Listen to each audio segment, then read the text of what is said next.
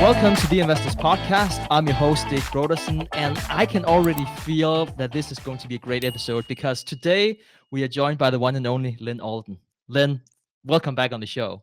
Hey, happy to be back. Always glad to be here. So, Lyn, I wanted to talk to you and the audience about global investment opportunities, but I want to talk about inflation first because inflation is just such a tax on everything that we do. So I wanted to have that covered as our foundation before we venture into the different investment opportunities that you see in the market.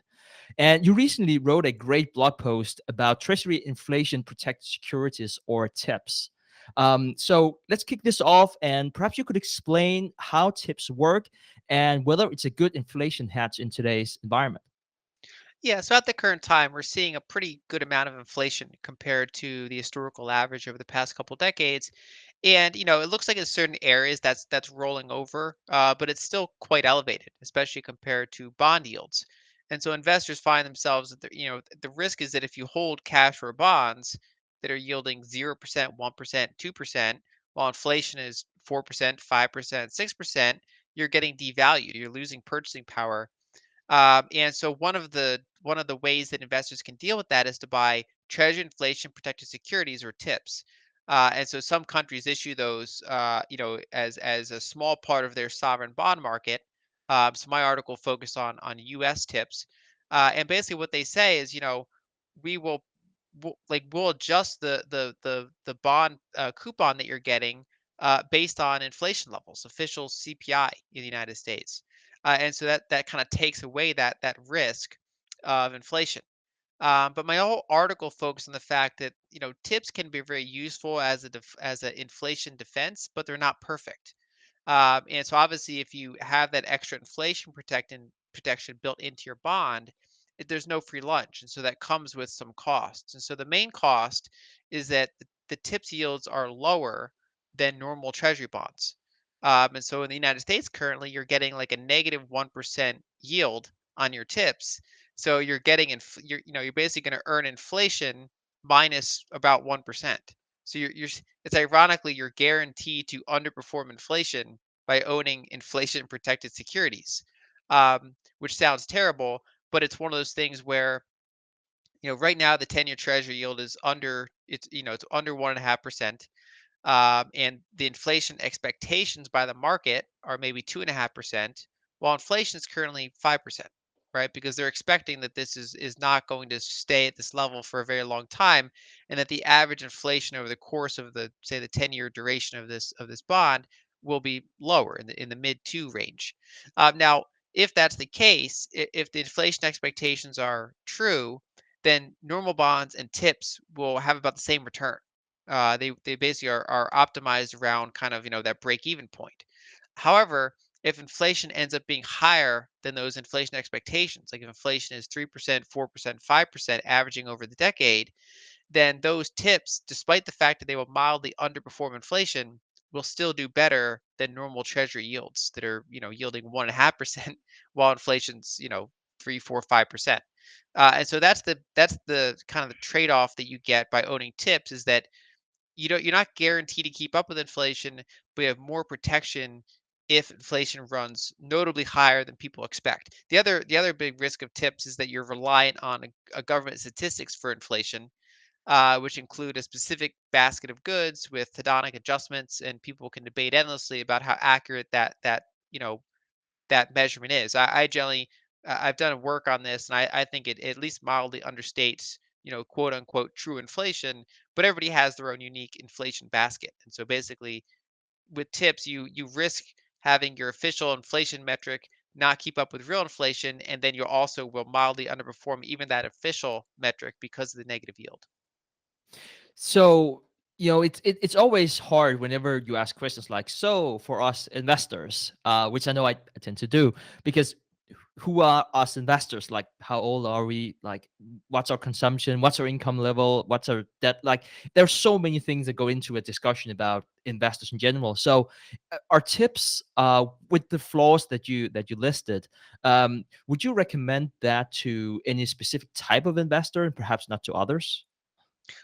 So I think anyone who has bonds in their portfolio at this time, which is not everyone, right? Because younger investors might choose to exclude bonds because of the the poor yields and the inflation, and to focus on other assets, and take the higher volatility that comes with that, right? So obviously tips might not be ideal for them, but I think anyone who has bonds in a portfolio could benefit from having a percentage of those bonds be tips.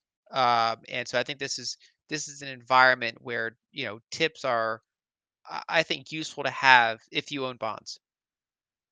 So given that tips aren't good assets to protect against inflation, at least for many different investors, what's the best way if you want to defend ourselves against inflation? And perhaps I can give you this unreasonable constraint that you can't say Bitcoin. And the reason why I'm saying that, because I'm sure there's a lot of people out there who are saying, "Oh, yeah, Lynn, we have had her on the show a bunch of times speaking with the president about Bitcoin. Can we go can we talk about that?" It's not there's anything wrong with that. We have like a bunch of great episodes for that. But we also have a lot of listeners who do not believe in Bitcoin. They don't want to invest in it, more like traditional, perhaps stock investors who look into different asset classes than crypto. Um, what can they do? Generally commodities, and so it's hard to get sustained inflation while commodity prices stay low. I mean, that generally a history of inflation is a history of commodity price inflation. And it's, commodities historically are a very poor performing asset class. If you look over, say, a century of data, commodities are one of the worst places to hold money over a long term, because if you're holding the commodity outright, it doesn't compound. It just sits there. And if you're holding commodity companies, it generally tends to be lower quality businesses. Now, there are some commodity companies that have done very well, especially in energy, because they've been protected by a cartel for decades. But generally, it's not good to have a company who doesn't control the price of their own product, right? So they generally are not, not the highest quality wide moat businesses that that might be appreciated. Uh, the caveat there is that during an inflationary decade, commodities generally trounce everything else. Like, it's not even close. And so in the 70s is pretty much all you would want to own. In the 2000s, commodities and emerging markets, which had a lot of commodity exposure, were the way to go. They trounced everything else. And so generally, when you have these inflationary decades, you want to have some commodity exposure, and that it, ideally you want to mix it up a little bit so you're not too focused on one commodity. You want to pick the one commodity that maybe doesn't do very well. Oil and gas are the biggest commodities. I mean, that market is bigger than all other commodities combined. So, a lot of it comes down to what that's going to do over a given, you know, 3 to 5 year period. But overall, I think one of the best ways to have protection against inflation is to have commodities and commodity companies. And if someone wants to reduce the risk, they can use commodity trend following, which is basically saying, you're kind of acknowledging that it's not a great asset class to hold long term, and that you generally want to restrict your exposure to them when they're in an upturn, because the upturns can be pretty violently good, right? Just like explosive gains, but then the downside can be brutal in the opposite direction. So I think some sort of either commodity exposure, or commodity related investments. Could be commodity trend following, could be commodities, could be commodity equities. They're generally the better way. There's also real estate, if you can get it at appropriate prices, right, which is harder these days than it was maybe a couple years ago. But obviously, certain zip codes, certain regions of the world, of your country, wherever you might live, can be protection against inflation. And partly it's because with real estate, you can leverage it more than most other asset classes without it being silly, right? You can leverage it, with a mortgage, because it's a stable asset.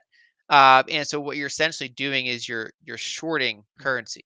You're shorting the currency you borrowed that in. So if you have a reasonably priced house and you have a 30-year fixed rate mortgage on it at a rate that's at or below the inflation rate, you're shorting a depreciating asset and you're going long an appreciating asset. And so that's historically been a better way, at least better than stocks historically. And then when it comes to stocks, you generally want to focus on ones that can control their cost very well. And so, people sometimes assume stocks will perform better than bonds and inflation, and that's a mixed track record. So obviously, if you have something like hyperinflation, you'd rather own stocks than bonds, because bonds will become worthless. Stocks will still be worth something when the dust settles, because you still own productive assets. Um, but if you have moderate, like, if you have double digit inflation, like the United States had in the 70s, stocks can perform about as poorly as bonds can in that environment. It really depends on some other factors like, what's happening to their own costs, what's happening to their valuations, what's happening to treasury yields. Um, but generally, if you do equities other than commodity equities, you generally want to find companies that their revenue is variable, that they have decent pricing power, but then also that their costs are rather fixed or controlled. Maybe they have large depreciation write-offs, for example. Those sort of assets, which ironically tend to be some lower quality assets in good times, can actually do pretty well in those inflationary times. Interesting. So, Lynn, identifying the most attractive asset class, that it's just something that constantly changes because circumstances changes. For example, gold was relatively cheap in the late 1990s, and the price was less than $300 an ounce. I know it's probably sounds crazy to some people out there, but the real rates were high, so opportunity cost for being in gold was just correspondingly seen as high, and on top of that, gold was just coming off this 20-year bear market. Like no one wanted to own it, right? Um, but then the price of gold just exploded in the years after that, and today we have a new situation, not just with gold, but just in general. So if you would have to be ranking different asset classes on how attractive they are, how would that look like? So overall, I think a diverse mix of asset classes is far better than any one asset class, especially in this really uncertain environment where partially whether or not we're going to get inflation or not is based on government decisions, right? Because it's going to come down to their fiscal decisions. And so you have this somewhat binary outcome where you're dependent on variables that are currently unknowable, and you kind of know more as you go along. And so the first thing I would do is diversify, but then I would tilt that towards asset classes that I find to be more attractive. And so overall, I generally think that high quality commodity producers, I think looking back at the end of this decade, I think this will probably be a commodities decade, similar to the 2000s or the 1970s or the 1940s. And so I like midstream energy transporters. I like some of the higher quality energy producers, ones that, have low cost production, strong balance sheets, long reserves. I like copper, certain metals, for example, especially related to electrification, I think is an attractive area. They got a little bit overheated earlier this year. They became quite consensus. So whenever they're, maybe not on fire, is a good time to maybe go into those. I think many emerging markets are reasonably attractive for a long term at the current time. That doesn't mean they're going to do well next year or the year after. But I'd be somewhat surprised if emerging markets have another lost decade like they had for the past decade, right? So they had this big period of consolidation. A lot of that was valuations going down and stronger dollar, which tends to go in cycles. A lot of capital is kind of really very much shoved into the United States at the current time. And so overall, I find that valuations and overall fundamentals in emerging markets are actually pretty attractive, especially if you go country by country. Um, and so that's generally my approach here. I still like U.S. equities. I'm more selective with them because many of them are at very above average valuations. But I still go through U.S. equities and find that in general, you know, growthier stocks are more likely to be overvalued, even compared to their history, than value stocks. So obviously, growth stocks being more expensive than value stocks, we're always happy to pay up for a better company. But if you look at, say, how much growth you get for your money, they're a worse deal than they were, say, 3 years ago. Whereas value stocks are about the same deal that they were 3 years ago. And so that that's varied over time. But overall, I generally like value stocks. And then if I go into growth stocks, which I still do, I just have a higher hurdle rate. I'm more selective with those and saying, what are my absolute highest conviction growth stocks? Because I'm concerned about maybe the broader valuations in that factor.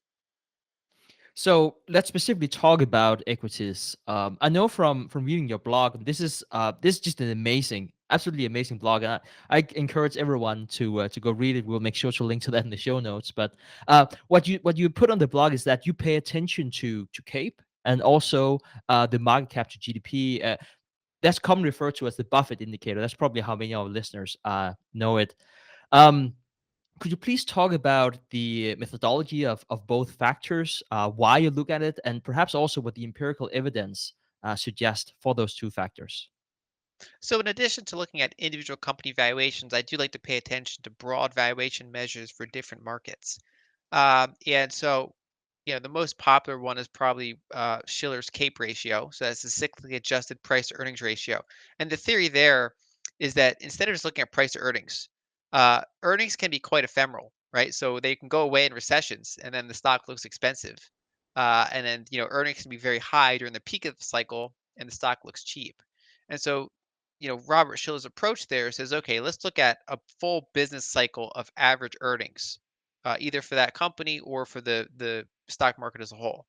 So the common version takes the last 10 years of earnings, averages them together, inflation adjusts them, and you're comparing current price to that more structural earnings average, which normally includes a recession or two in the mix, not always, but usually. And so you get this smoothed out approach. And historically, that has been a very good indicator for long-term returns, not short-term returns. CAPE ratio tells you virtually nothing about what stocks are going to do over a 6 to 12-month period. Um, but generally, if you look forward 10 years, higher CAPE ratio periods provide much lower returns than low CAPE ratio periods. And it's challenging because you have tax changes, you have changes in how corporations operate in terms of, say, share buybacks, for example. Um, and so generally, for a number of reasons, the United States has had higher valuations over the past 25 years than most other periods in history. And yet they still provide decent returns. There's a good study by Meb Faber a couple years ago, and he's updated it once or twice, where he says, okay, so we noticed that the United States had good returns even when you had high CAPE ratios. However, if you had a approach over those 25 years where you invested in whatever markets had the cheapest CAPE ratio, you did way better. And not every year. Sometimes you would invest in the cheapest markets and they just got cheaper. And then you invest in them again, they got even cheaper. But over the course of his, say, 25-year data set, last I checked, if you had a habit of buying, say, the 25% cheapest markets around the world, um, and then updated that every year, you crush the S&P 500, even though there could be a 3-year stretch or 5-year stretch where you don't. And so generally, valuation matters over the long run, even though it does not matter over the short run. Uh, but then you want to say, okay, well, what if a certain valuation metric has some sort of data artifact in it that is throwing it off or making it unrepresentative? How much faith should I have in one metric? So we can actually say, well, that's one useful metric, but we can go look at a bunch of others. We can look at the average price to sales ratio of the market. We can look at the average dividend yield of the market. We can look at sector adjusted valuations to compare one market to another. A popular one is the market cap to GDP ratio, is popularized by Warren Buffett, and that just looks at this. If you add the market capitalizations of all companies in that market together, what percentage of the GDP is that? And you actually can't, unlike the CAPE ratio, you can't really compare that between countries because some markets are just inherently far more financialized than others. But you can compare it to its history pretty well. And so generally speaking, that follows CAPE ratio pretty closely. And generally during periods of unusually high market cap to GDP, you generally are unlikely to get good 10-year forward average returns. Whereas when it's unusually cheap, you're much more likely to get very good forward 10-year returns. And again, it's not guaranteed and it doesn't tell you much about the short term. But when you're combining multiple of these valuation indicators together, it gives you an idea of forward return potential long term, which by extension, if you do that to multiple markets, can give you an idea of where you should invest or what areas you might want to overweight or underweight without being certain what's going to happen, but with having greater probabilities of putting the odds in your favor. So What one might come to the conclusion that investing globally from a fundamental standpoint is just as just buy the cheapest market. Uh, but what I really like about your research is that you go dig deeper than that, because aside from value, which is a great starting point for your analysis, but you're also looking at growth, debt, stability, and the currency. So could you please talk to us, why are you using those as your key metric to include on top of value? So the funny thing is that according to data, value might be enough, right? So like using Meb Faber's data, for example, you could ignore everything else and just buy what's cheap. The problem is you have to put faith that that's going to keep working, which it might or might not. We don't know, you have to give it a long time to know, and so you won't be sure until 15 years later when you had a big opportunity cost if you were wrong. And so what I like to do is I like to say, okay, value is a very very important component, but there's other things. And so one is, we want to adjust things for growth and sector exposure. For example, if you have one country, they have a whole bunch of fast growing tech stocks, and you have another company that's got a bunch of kind of lousy businesses and they're cheaper, and you say, well, I'm only going to buy that cheap company. It's like, well, you know, it might be worth paying up. How much more expensive is that other country market compared to this one? Because it is worth paying up if you can get better companies. If you can pay 30% more but get companies that are twice as good or growing twice as fast, that's worth it. It's good to compare things on a sector by sector basis, and to look at various macro factors with those countries. And so, for example, I like to look at, in addition to valuation, I like to look at growth. So, for example, you generally expect higher valuations out of faster growing countries, right? So, higher population growth, or more growth sector exposure. And so, you should, for example, expect higher growth out of India than Russia, and therefore can support sustainably for long periods of time higher equity valuations than Russia. You can also look at debt levels, because they affect forward growth as well. They also affect the possibility of currency devaluation or other undesirable things that can throw off your investment. And so you can rank countries based on both public and private debt levels. Then you can look at things like stability. So that's there's different ways to measure that. You can look at there's human rights indices, there's terrorism indices, there's corruption indices, there's how many coup attempts have happened in the past 10, 20 years, for example. And so generally if you're investing in emerging markets, you're accepting a higher level of these various risks, the lower levels of stability, in exchange for higher growth and usually lower valuations. And so, and then the last one would be like more specific currency metrics. Like, does the country have a current account surplus or a current account deficit? Do they have, especially for emerging markets, do they have very high foreign exchange reserves relative to their GDP, or are they low? Because if they're low and they're running a current account deficit, they're at risk of becoming an Argentina or a Turkey, where they have their currency loses tons of value and they have little way to defend it. Um, and so I look at various currency metrics. And so what I do is I try to rank countries around the world, or at least have a map of kind of what's going on, so I can like spot anomalies, areas that might be very risky or that might be very opportunistic. So that I go in and then qualitatively look around and see what I think. And so I like to maintain that big quantitative metric to find where is a good combination of both quality and price.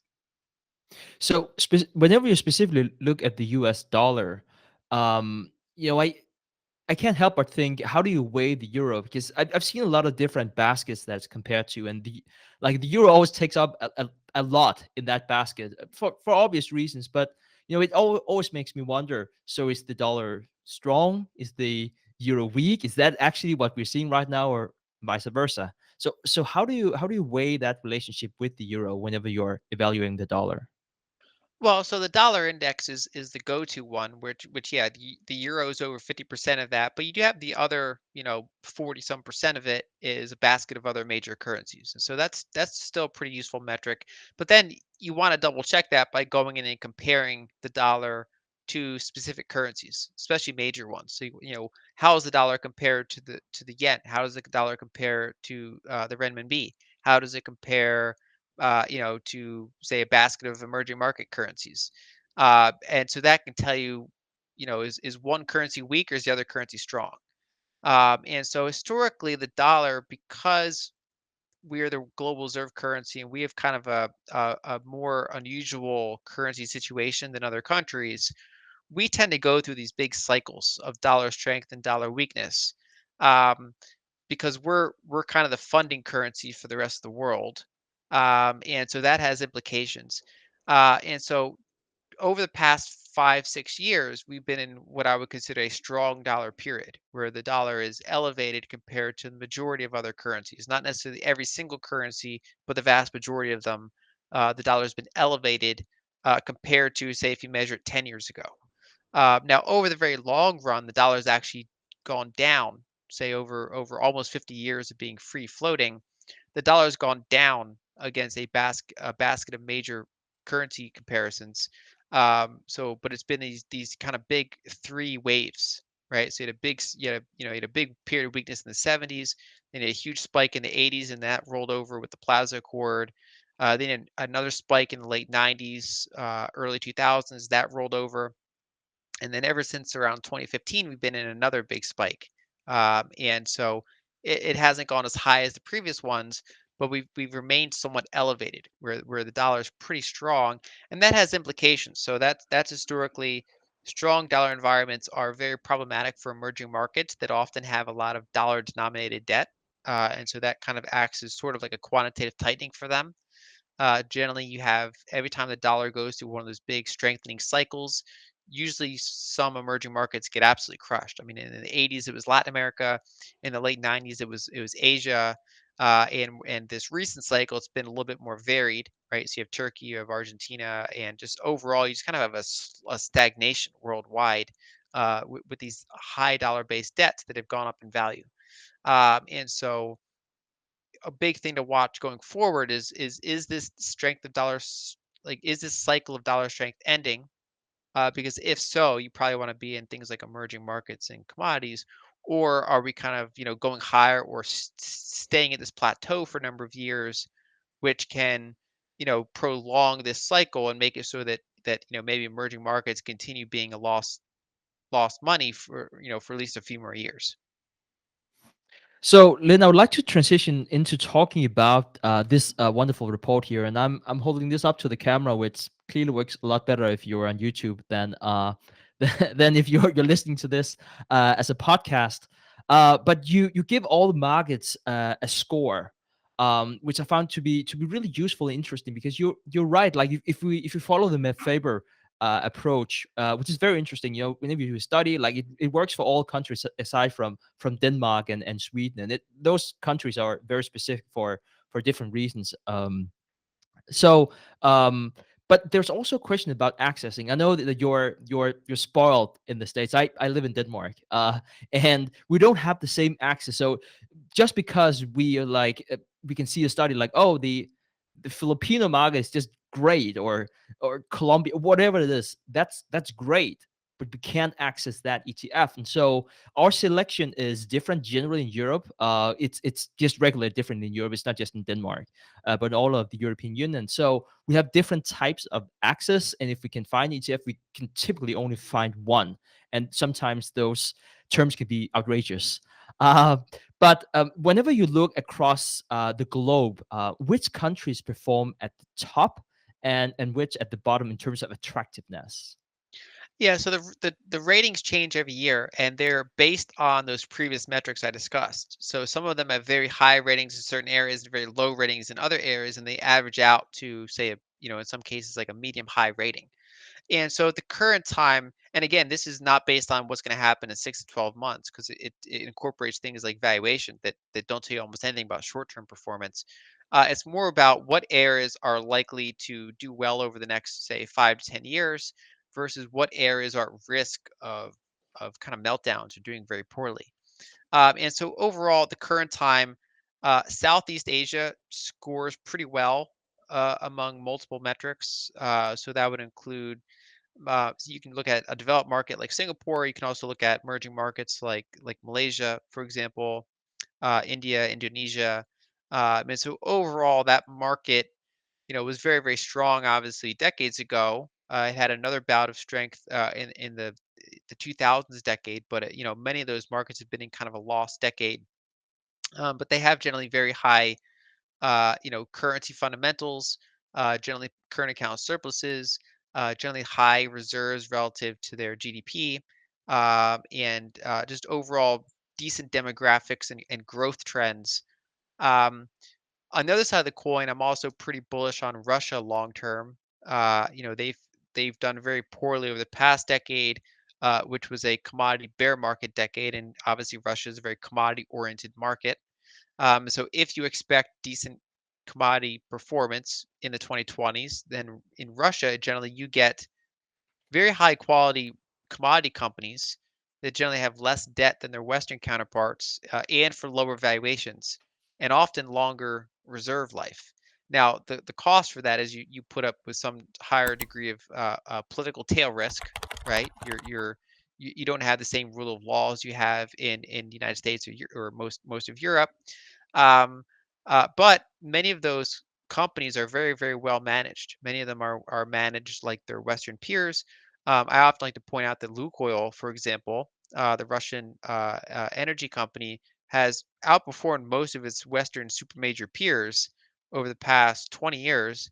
And it's in large part because they didn't do bad acquisitions or things like that. It was just really well managed. And so low debt levels and good production and just, not making any major mistakes and being and large insider ownership, for example.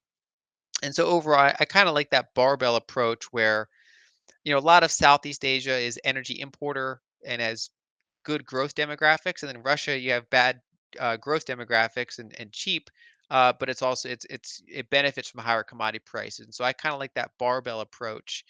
Uh, South America doesn't currently score as well as some of those regions, but I do think that if you were to get a weaker dollar period, you probably would also see a pretty powerful, I think resumption of growth in those markets, and they would have a decent shot of moving out of this kind of lost decade that they've experienced. So whenever we look at the list, what I really like is that you give them this or score. You have this moderate opportunity that's more than 20, a better investment opportunity like 23 and above, like Singapore. You had a top ranked as 26, and then you have United States, 15 points together with France. So everything else equal, the worst countries to be in. So um how do you think about position sizing according to the overall country score? Should you, for instance, still be invested in the states? Should How much should you invest in Singapore? And if I could just add a third one to that, because you did mention that you did a few individual picks in the states, but does that just mean like if you rank that you shouldn't be indexing at all? So this report's kind of meant so that very different types of investors can use it. Right? So some people might want to express that view through ETFs. Some people might want to say, "Oh, this market looks interesting. Let me go see if I can find individual stocks there that might be attractive." And so that's the first caveat that it's going to be used in different ways by different people. I think another thing, obviously, to keep track of is what where you are, what are your expenses based in, right? So even if, let's say, an American finds that the US market is overvalued, they might not want to put 100% of their assets in other countries because, that now they're taking on currency risk, which could be favorable currency risk. I mean, the foreign currencies could appreciate compared to their home currency. But the point is they're taking on potentially more volatility because their assets are denominated in a currency that's different than what their expenses are denominated in. And so generally, I think it makes sense for the majority of investors to have a home country bias to a certain extent. Obviously, it depends on the size of their market. And if they live in a very small country, it's hard to overweight that too much without having too much concentration risk.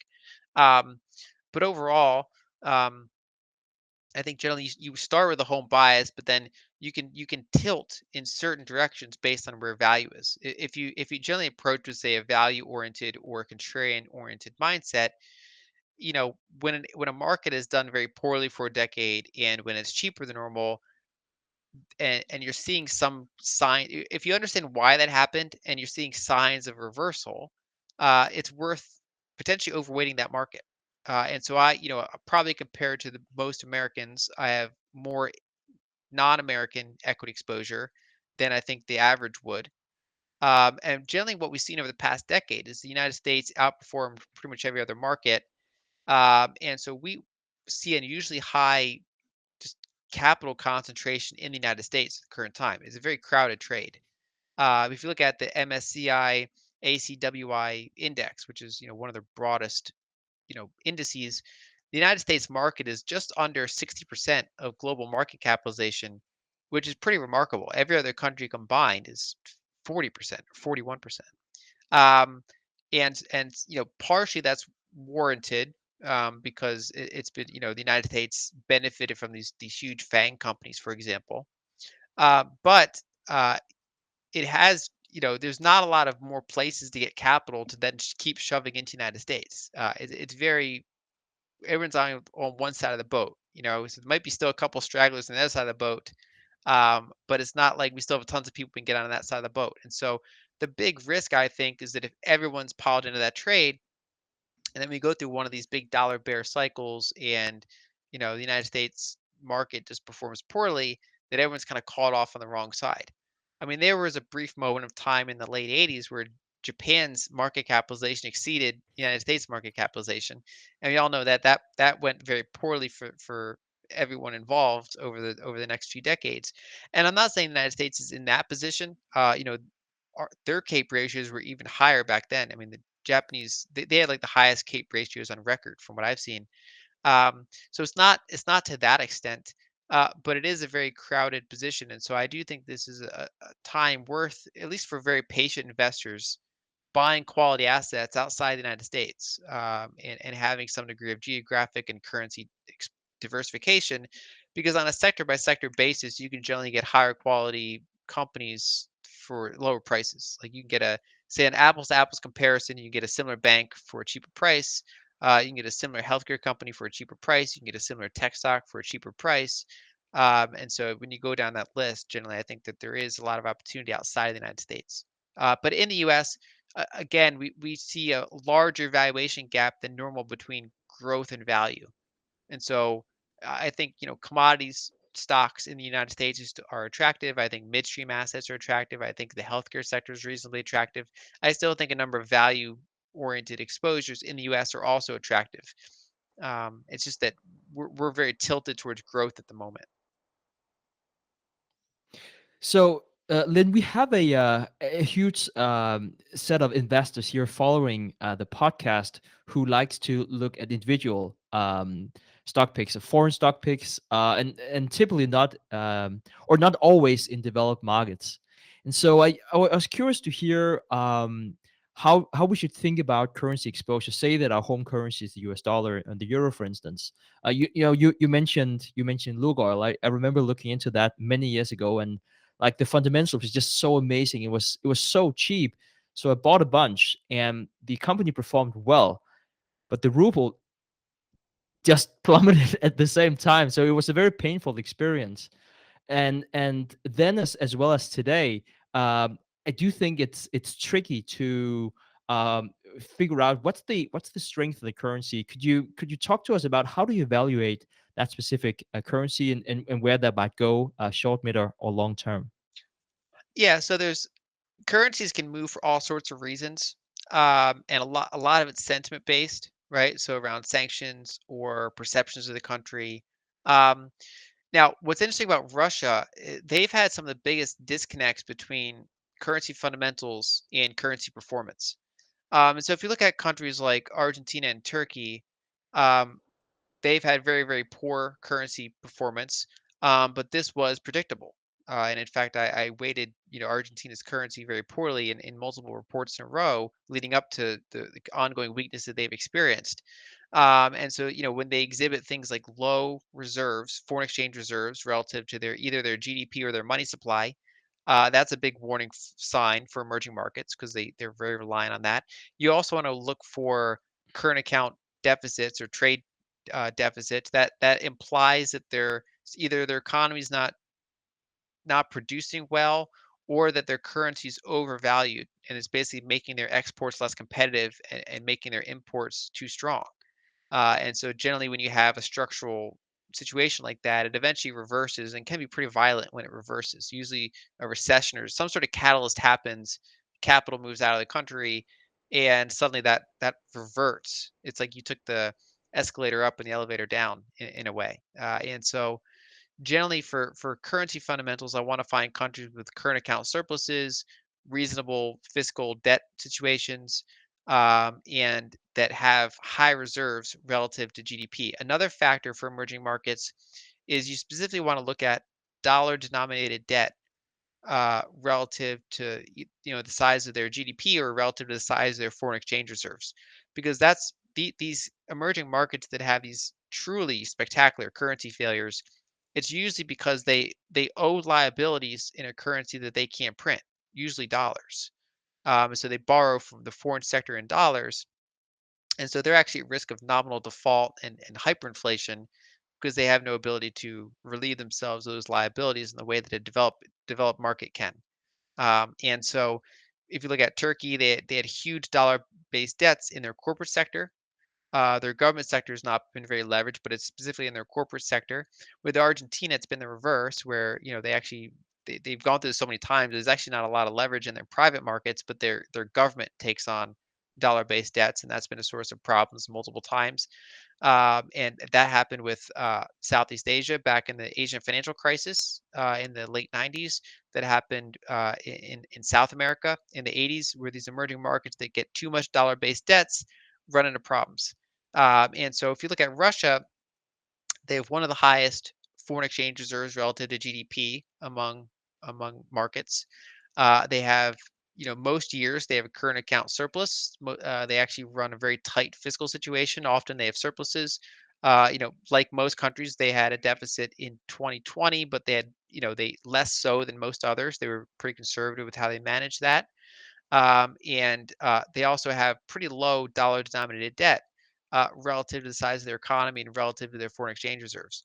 And so they've actually managed themselves very well financially. I think that they're the head of their central bank is one of the smarter ones out there.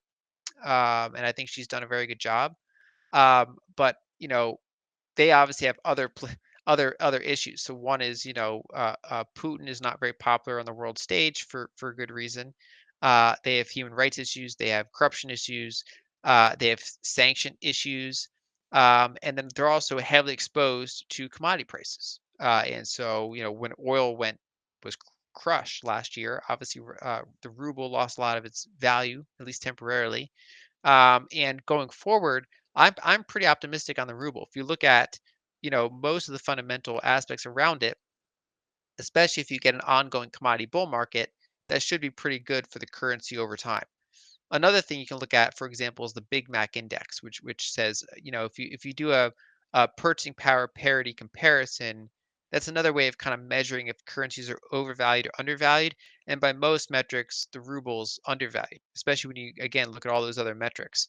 And so if you were to consider currencies to be like value stocks, right now the ruble would be like an example of a company with like a great balance sheet, super low valuation, but just no one wants to own it at the current time. So then one of the things that you mentioned in your report is that some of the problems of the US don't matter until they matter, which I love that phrase in itself, but like the structural deficit that seems to gradually starting to matter. Could you please elaborate more on that? So because the US is the world reserve currency, we have an unusual situation where ever since the 70s specifically, we due to specific deals we made with OPEC, we you know most energy worldwide is only priced in dollars. So if France buys oil from Saudi Arabia, they pay in dollars. And what that means is that any country in the world that needs to import oil needs dollars.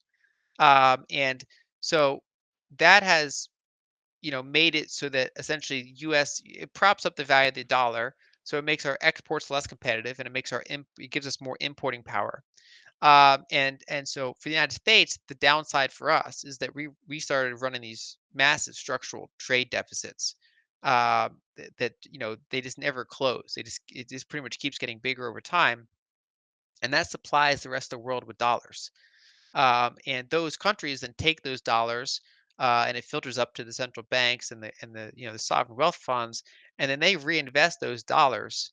And a lot of that goes back into U.S. markets, and so they buy our bonds, they buy our stocks, they buy our real estate, which sounds good. It sounds you want the rest of the world investing in your country.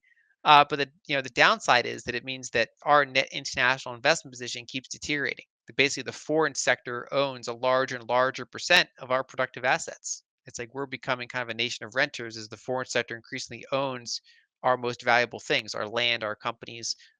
They're creditors to our government. And so this cycle's been in place for, you can call it about 45 years now. And there's been counter rallies where other markets do better. Like, so the 80s, you had Japan do very well. In the 2000s, you had emerging markets do very well. But this has been a very strong period of performance for U.S. assets, somewhat at the cost of say the U.S. industrial base and the U.S. blue collar worker. So we've kind of s- running this big engine of trade deficits to get recycled back into our capital markets, which are very good for those of us that own assets. But we're starting to see signs of that reversing. So, for the longest time, oil was only priced in dollars. Now we see Russia pricing it in euros, which is important because they're one of the biggest exporter of oil. They also have, enough military protection that there's nothing we can do about that as from the United States perspective. China is, they're doing trade with Russia, and Europe's doing trade with Russia increasingly in euros rather than dollars. And so that's more currency diversification. And we're starting to see, for example, Saudi Arabia is still pricing their oil in dollars, but you know, as we see maybe tensions between Saudi Arabia and the United States, as we see that now China is the biggest customer of Saudi Arabia, that situation could potentially change over time.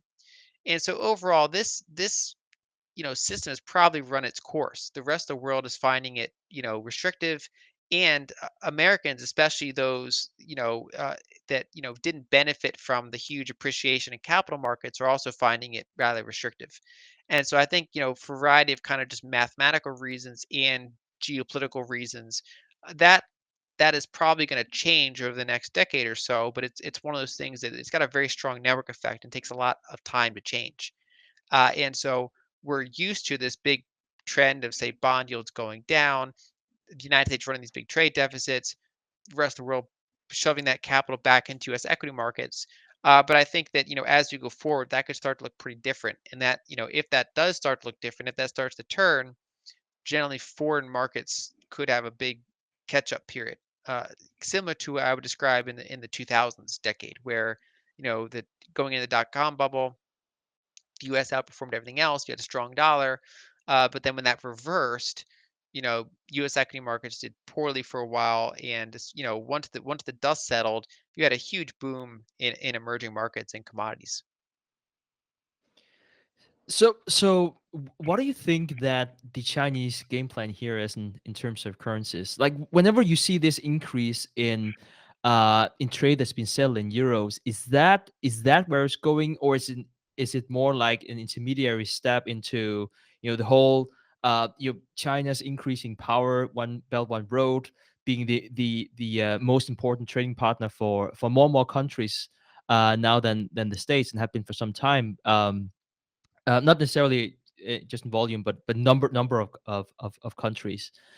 Like, that sounded like a leading question, but like, is that the Chinese plan? Like, how, like, if you have to put a horizon on like 10 years, decades, centuries, i- is the whole Euro play right now just an intermediary step?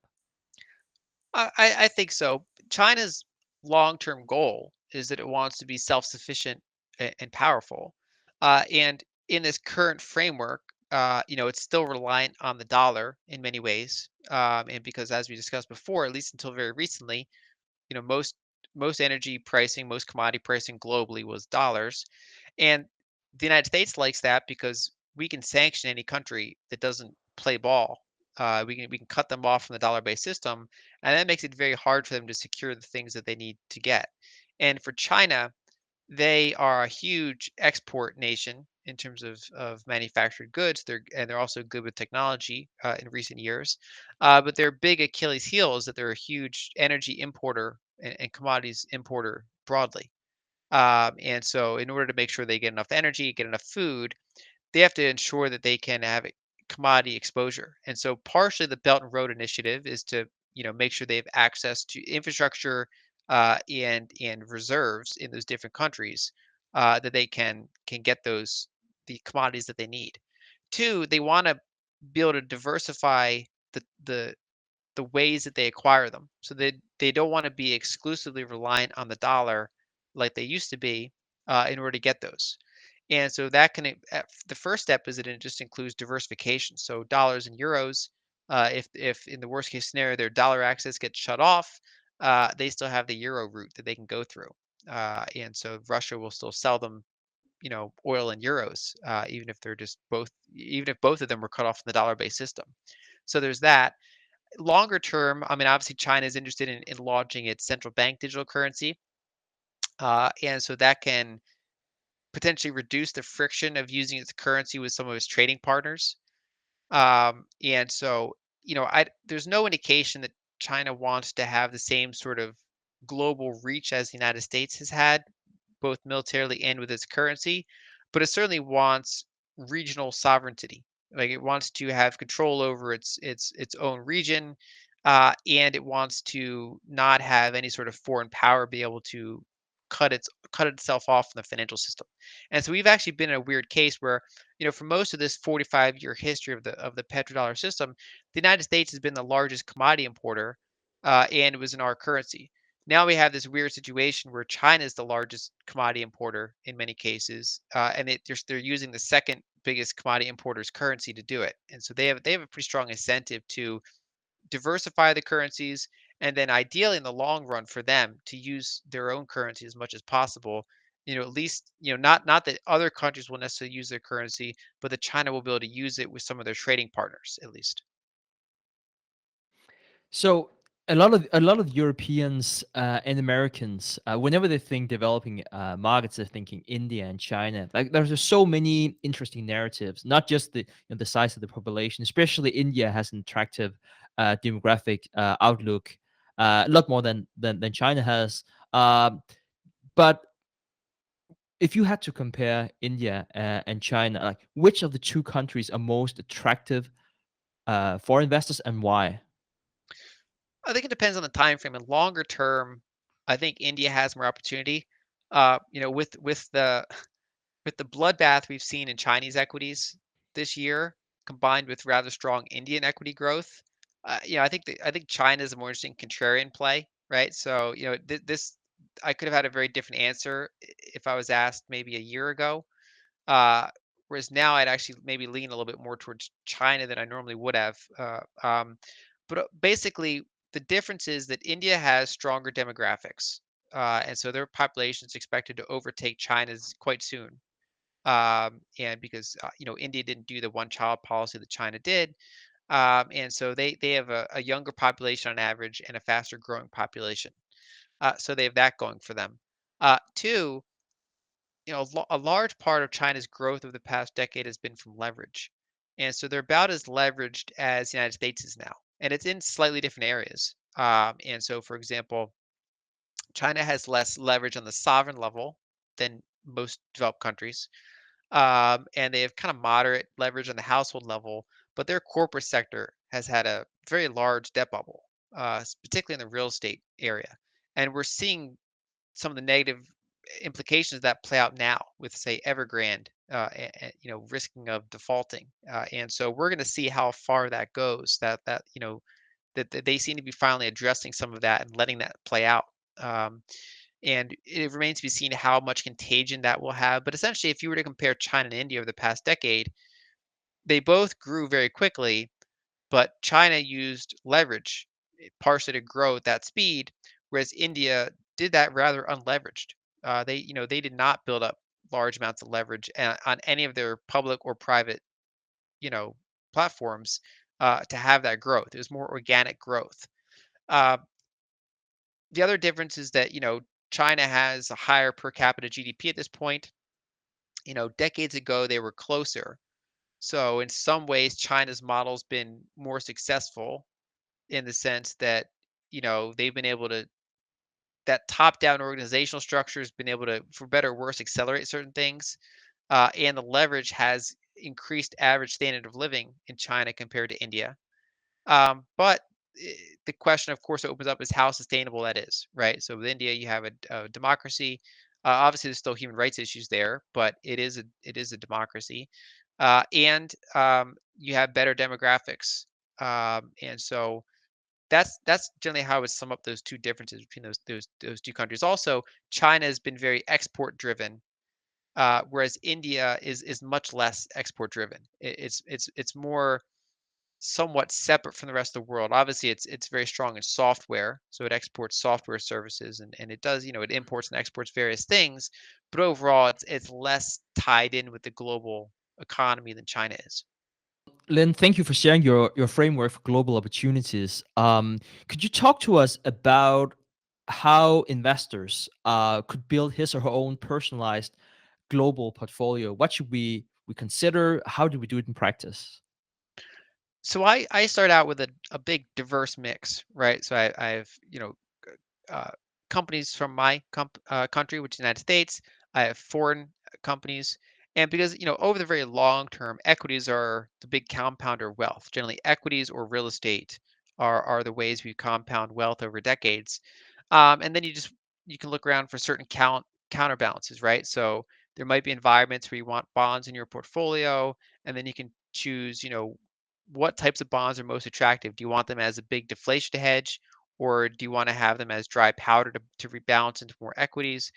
Um, and then if you're in a decade where there's a reasonable chance of inflation and it being a commodities decade, uh, one of the most powerful things is to have some sort of commodity exposure. Could be commodities themselves, could be commodities equities, could be commodity trend following, where you ensure that you're most exposed in the upside and limiting your downside because it's a more boom bust, lower quality area than other types of equities. And so overall, I think it's about having that starting from that like diverse starting point and then tilting into areas where you think there's more value. So it could be certain countries, it could be certain factors, it could be say commodities versus tech, for example, if you think it's being more inflationary, more kind of emerging market based, and then wherever someone has kind of expertise, right? So or that they follow markets closely. And so I incorporate, say, Bitcoin into a portfolio, where obviously not everybody would. And the position size is what manages the risk there. And so, uh, you know, when you add together equities, some bonds, some real estate, and then commodities and some digital assets, generally I think that's very attractive way to kind of just preserve and grow wealth over the long term, even though of course you're going to encounter periods of volatility. Fantastic. Well, Lyn, I want to be respectful of your time. I know you're super busy, and before we started recording, you're also saying that you're going overseas. A bunch of stuff are happening right now, so I'll let you go. But before I do, I would like to give you the opportunity to give a handoff to any of the resources to our audience.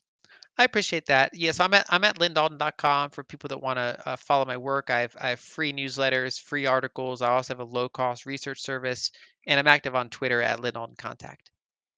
Fantastic, Lyn, and I can only endorse. I've done that throughout this episode, but I absolutely love reading anything that Lyn is putting out there. So make sure to go to lynalden.com. It's always worth a read, or go to a Twitter profile. Lyn, thank you so much for yet again making time for the Investors Podcast. I hope we can do this again soon. Happy to. Thanks so much for having me.